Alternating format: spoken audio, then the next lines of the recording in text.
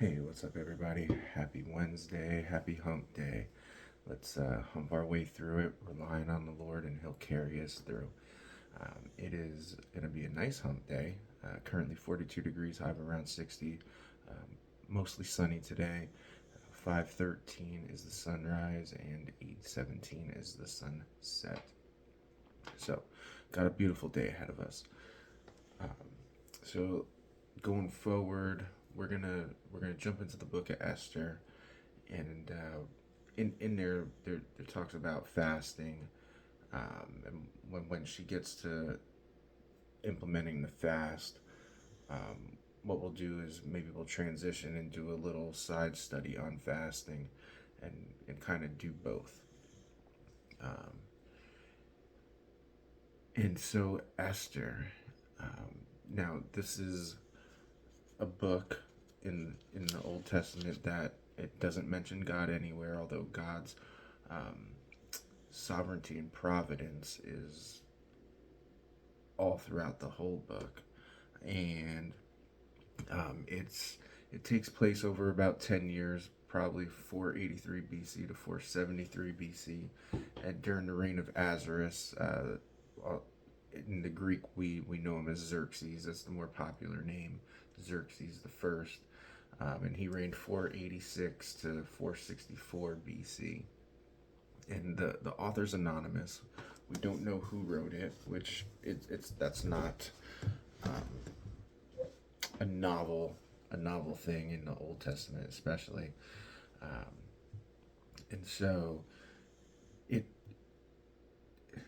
it tells a story of how in God's sovereign plan for the Jews, which still exists today, um, of how they avert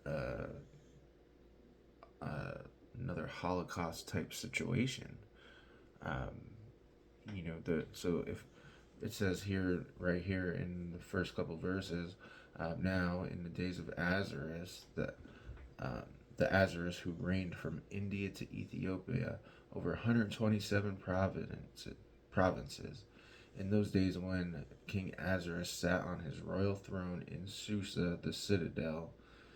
Okay, so it's a huge kingdom, right? Ahasuerus, Xerxes, he rules from India to Ethiopia. He has 127 provinces, and um, if every single Jew were to be eradicated from that kingdom throughout all those provinces, there probably would not be any Jesus. Okay, the Jews probably would be extinct, right? Eradicated. So this is a powerful um, testament to God's reign over everything, right? And it should let us know that the Jews, especially in this climate, aren't going anywhere, right? Not if it's God's will, right? Not if it's God's will. The Jews are not going anywhere, okay? And He'll raise up a little Jewish girl for a time as this to have the ear of the king and prevent or save Israel and save the Jews. What an amazing, um, you can't, the miraculous wonder of why we should fear the Lord over all is it's God's sovereign reign, and this is a great illustration of it. Also, I guess, some scholars count Esther as mostly an allegory for a picture of Christ and His coming and the church and all that stuff. And guys, the church does not replace Israel. We got we've got to um, get away from that narrative. I was gonna say kill that narrative, but We gotta get away from that. That's ridiculous, and we need to be taking a literal interpretation of the scriptures and understand who the author was writing to, why they were writing it, and the um, impact it would have on the hearer, right? Now here, for the Jews over time since this day, it answers, where did they get the Feast of Purim, okay, and how are they still here, right? And how are they still here now? It applies in this time, especially with the uh, uh, Palestinian, Gazan, Israeli unrest, uh, and that's putting it mildly. Um, how are the Jews still here, right? How are the Jews still here? So uh, we're gonna go forward taking a literal interpretation. Now I might um, bring up some of the allegorical um, themes in it, and yeah, but we're gonna look at it from a literal hermeneutical interpretation. So this is a real event that actually happened with real people in a real time, uh, under the sovereign authority of our real God. One of my favorite books, actually, in the scriptures. Um, so in the third year of his reign, he gave a feast for all officials and servants, the army of Persia and Media, and the nobles and the governors of the provinces were before him. So one of the and this is found in secular historical history books and in historical writings of the time. There was a Greek author at the same time who documented this historical period. So one of the things that the Persians would do, okay, so this takes place after Nebuchadnezzar. Um, some of the Jews returned to Jerusalem to rebuild the temple, as Nehemiah. So this is about the same time. Esther and other Jews did not go back, right, and they stayed in exile, as it were. And so what Ahasurerus and the Persians would do is they would, when they took over, they would kind of assimilate the people into their culture and elevate those people. So those nobles and those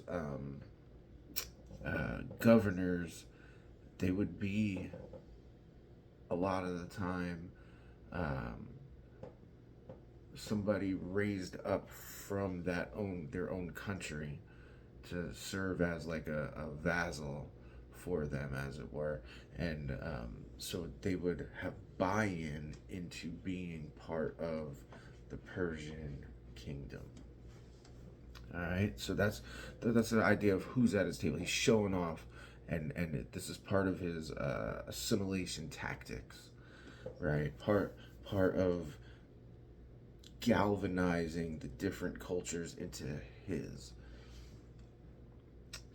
and it's through, in this case, drinking and probably fornicating parties, right? It's kind of probably like a Diddy party, right? That's how I would relate this to this day, right? What he's trying to do here. So while he showed the riches of his royal glory and the splendor of and pomp of his greatness for many days, 180 days. So it's a long party, okay? That he has these prominent people here, and he's showing them riches and glory and splendor. You know, if you're following this whole Diddy thing, what he would do to these young artists is show them the life of celebrity, the life of fame, the life of fortune, all these things you could have. Here's what you have to do. This is it. Isn't this great? You know, there's flashy cars and all this stuff, and you know he's swelled their eyes, right? Swelled their eyes. That's what he's doing. He's swelling their eyes. And when these days were completed, the king gave for all the people present in Susa at the citadel, both great and small, a feast lasting for 7 days in the court of the garden of the king's palace. So he's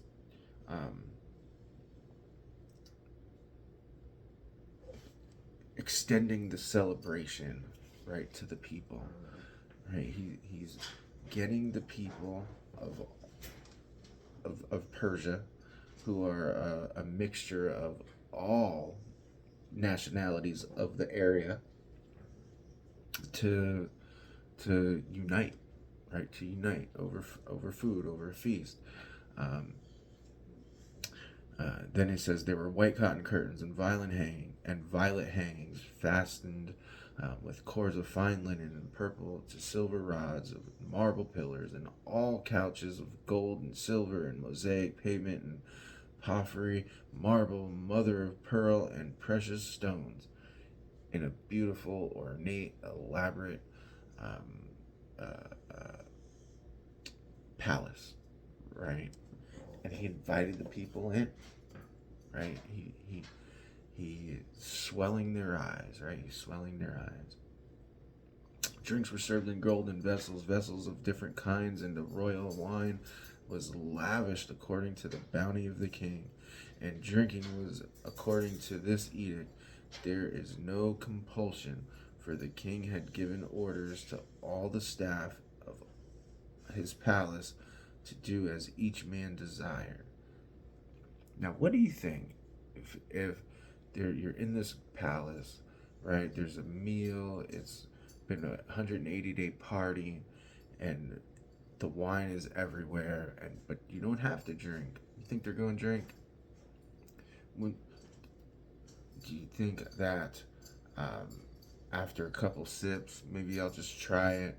You start feeling good. You get that wine glow, right? All the servants are around, these vessels of gold, and you don't think people are getting drunk? You don't think they want to, right? You don't think they want to? They don't call alcohol spirits for nothing, right? Now you gotta remember, right? There's a whole spiritual element going on here, right? There's a spiritual element going on.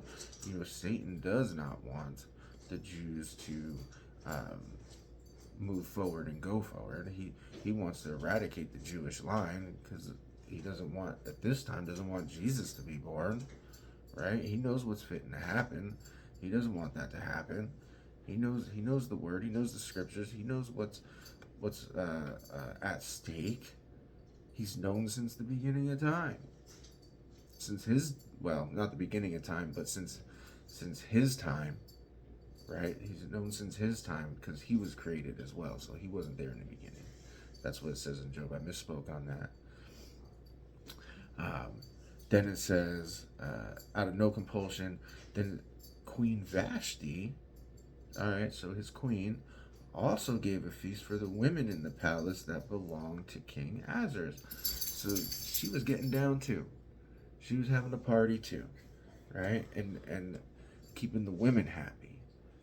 So, you know, think about the Diddy party, right? He had his woman keeping up. You know, there's nothing new under the sun, y'all. Nothing new under the sun. All right? And so, you know, this situation that he's got going on, ain't none of this good. Right? None of this good. All right. All right, y'all. We're going to end there. We'll pick up tomorrow. We'll keep working through this. And like I said, we'll do a little segue study into fasting a little bit. And you know, just remember, there's nothing new under the sun, right? All these things we see, all the, you know, And it's a spiritual battle. Satan does not want God's people to thrive, to succeed, to be fruitful and multiply. Does not want that. And will use things of the world to swell our eyes to try and prevent it. He'll do anything.